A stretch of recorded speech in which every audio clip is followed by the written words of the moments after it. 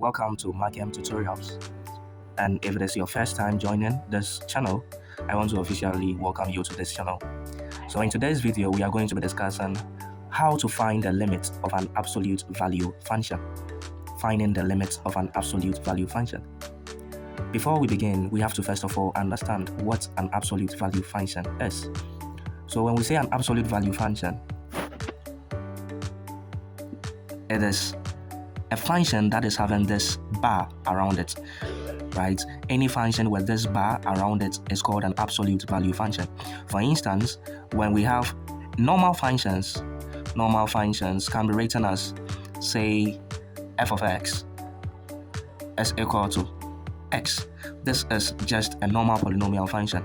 But for this to be an absolute value function, it means that f of x needs to be modified. So let's say h of x is now equal to absolute of x. You understand? So that is to say that when you see this long bars, you call it the absolute sign around a particular function, then the function becomes an absolute value function. But the question is, what does it mean? So continuing, when we say an absolute function, value function, what does it mean? We're going to use this basic function to define what an absolute function means. Good. If we say h of x is equal to absolute of x, what does it mean? Well, then let me explain to you what piecewise means, because we are going to use piecewise function to establish that definition. When we say a piecewise function, it is a function that can behave differently based on the condition given, right? So a function, we can have a function h of x being equal to, say, 2x if a particular condition in terms of the x is satisfied. Let's say if x is greater than 0, and we can say that h of x is equal to, let's say, 3x if x is less than 0. You understand? So this is an example of a piecewise function. What makes it a piecewise function? It means that the type of function to use is dependent on the condition of the input. The input here is x. So depending on what x is, we choose a particular function. That is what a piecewise function is. And a function can behave differently. We can include another one, say 5x, if x is equal to, let's say, 0. So we can include various functions and various conditions. You understand? So any function that behaves differently based on a particular condition, right? So this is the major function. This function is a piecewise function because it behaves differently. It can behave as 2x. It can behave as 2x depending on the value of x. It can behave as negative 3x depending on the value of x. It can behave as a 5x depending on the value of x. When a function behaves that way, that type of function is called a piecewise function. I needed to establish this to help you understand what an absolute value function is. I hope you understand a piecewise function. So the conditions here might not necessarily be true. It is just an example to establish or to help you understand what a piecewise function is. I hope that is clear. Now, that being said, now let's move on to the definition of an absolute value function. When we say an absolute value function, let's say f of x is equal to absolute of x. What does it mean? This means that absolute of x, which is f of x, is equal to, is a piecewise function, right? It is equal to x, and the condition is if x is greater or equal to 0. So if x is 0 or greater than 0, when we say on the number line, when you consider the number line, right, we have here 0, this side becomes positive 1 and it moves to infinity. The left hand side becomes negative 1 and it moves toward negative infinity. I hope that is clear. So the left hand side is moving to negative infinity, the right hand side is moving to positive infinity.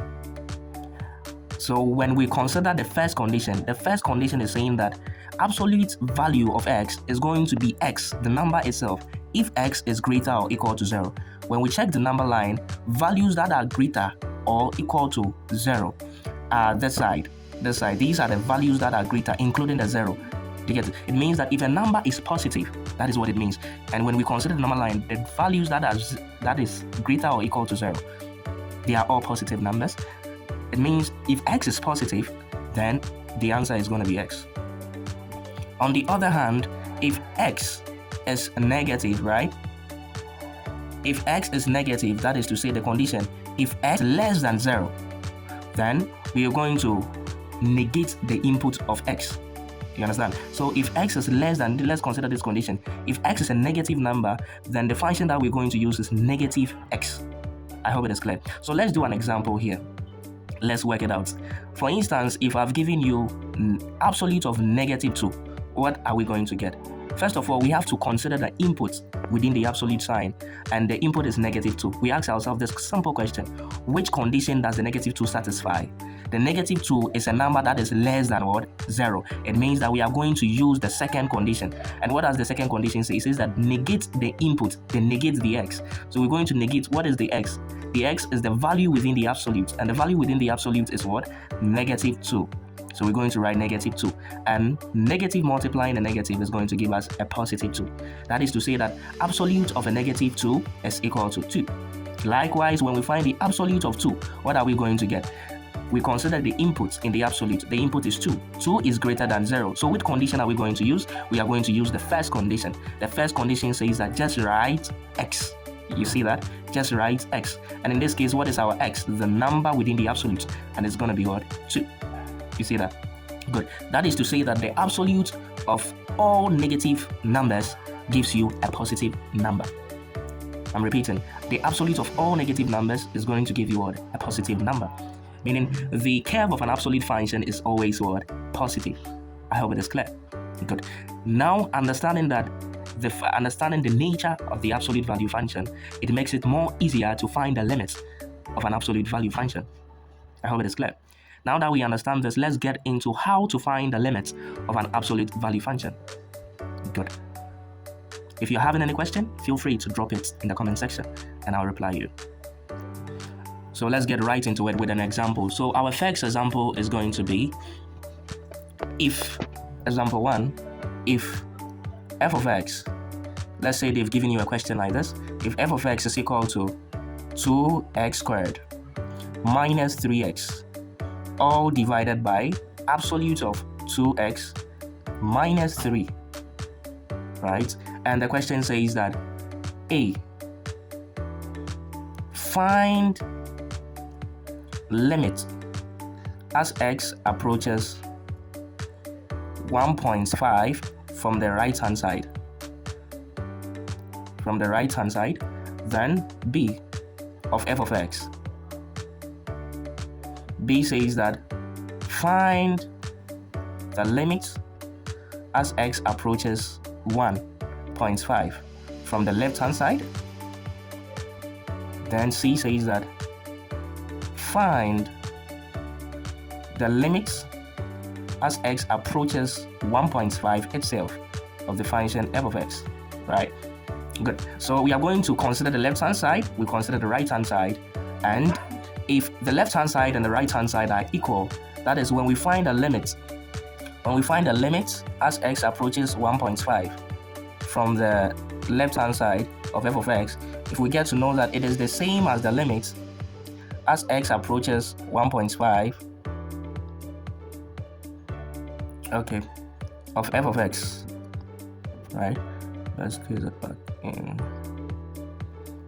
Okay, then we are going to confirm that, okay, then limits as x approaches 1.5 itself is going to give us the answer, right? The answer that these two gave us. The answer that these two gave us. I hope it is clear. Good. So let's get right into the solution. Okay, so to begin with, we're going to solve the right hand side first, right? Okay, let's begin. Solution. We have that our function is f of x, which is equal to 2 squared minus 3x, all divided by absolute of 2x minus 3.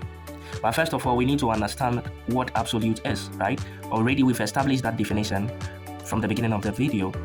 So solving this, we know that we want to find A, limits as x approaches 1.5 from the right side of f of x.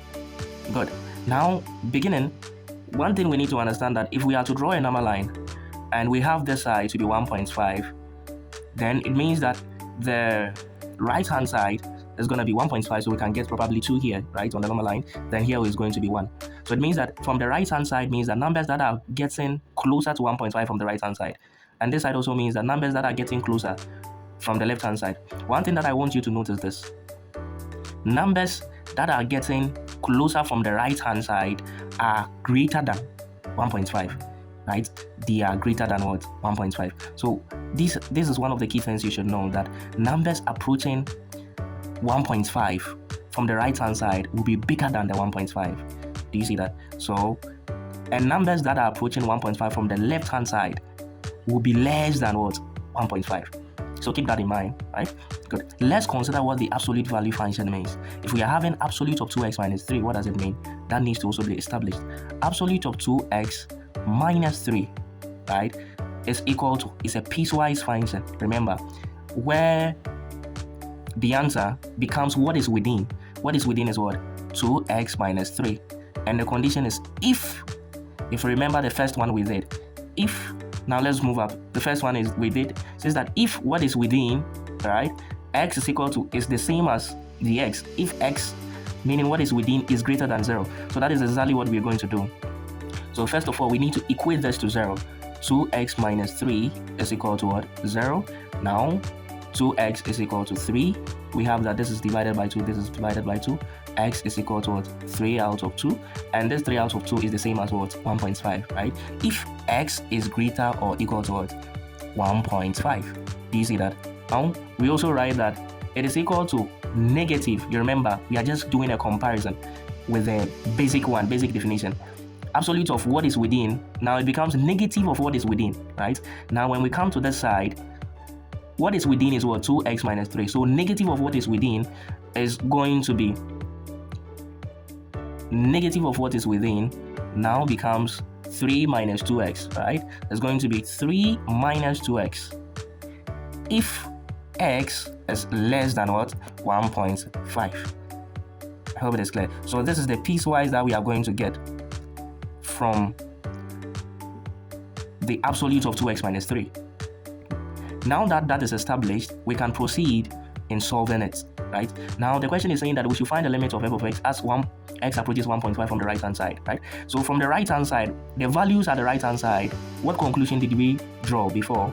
We drew that all values at the right hand side are greater or equal to, all values here, all values at the right hand side, they are greater than what? 1.5. So that is this condition. I hope it is clear. So meaning if we have value at the right hand side, we are going to use the function 2x minus what? Minus 3. I hope it is clear. Good. So that is to say that if we are finding the limit as x is approaching 1.5 from the right hand side, we can write to absolute of 2x minus 3, we can write absolute of 2x minus 3 as just 2x minus 3, because all values at the right hand side, right, satisfies the condition that says that x is greater than what? 1.5. So 2x minus absolute of 2x minus 3 is the same as 2x minus 3, only if the values are greater than what? 1.5. And we can see that all values approaching from the right are greater than 1.5. I hope it is clear. That is to say that in place of 2x minus 3, we can put 2, in place of absolute of 2x minus 3, we can just write 2x minus 3. I hope it is clear. So that is to say that limit as x approaches 1.5 from the right hand side of 2x squared minus 3x divided by absolute of 2x minus 3 is equal to, is the same as limit as x approaches 1.5 from the right hand side of 2x squared minus 3x all divided by just 2x minus 3. The reason being that, the reason this is the same as this is because values that are approaching from the right hand side, right? Values that are approaching from the right hand side are greater than 1.5. And if a value is greater than 1.5, then the condition we use is what? 2x minus 3. That is why absolute of 2x minus 3 is the same as 2x minus 3. Good. That being said, we continue that this is equal to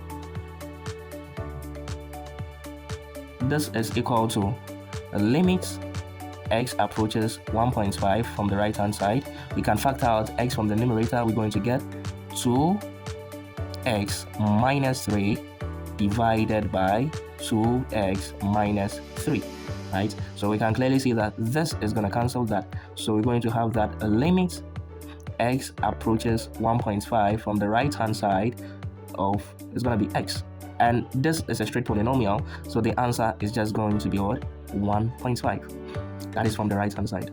Do you get it? And if we are doing same for the left hand side as well, then we're going to have that limit x approaches 1.5 from the left hand side of what? The function 2x squared minus 3 divided by absolute of 2x minus 3, right?